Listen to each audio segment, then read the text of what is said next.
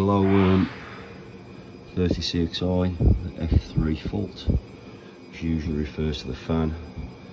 You need to check the voltages going to the fan, possibly some resistances, to determine whether it's the fan at fault or it's not being supplied with the correct voltage to actually power the fan.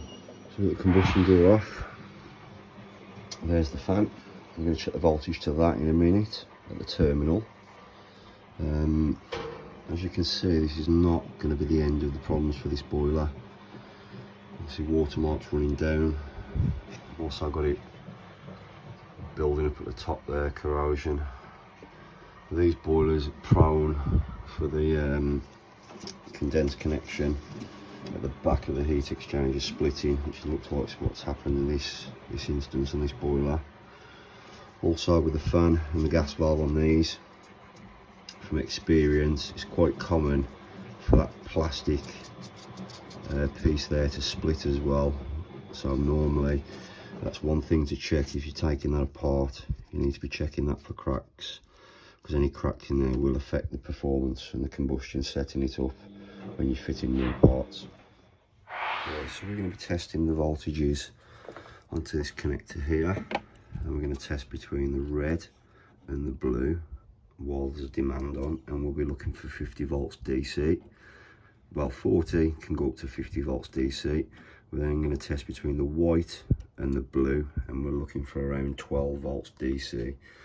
This will then prove that the fan is being supplied with the correct power from the circuit board, and then eliminate the circuit board from our diagnostics, which will determine that it will be the fan that's at fault.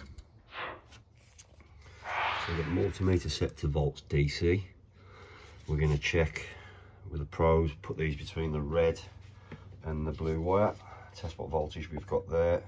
We're looking for about 40 volts DC up to 50 maximum. We'll just introduce some power, and then we'll check between the white and the blue, and we're looking from around 3 volts DC up to about 12. So let's just reinstate the power.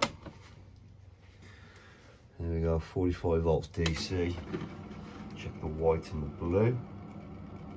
It's 45 volts DC. Check the white and the blue.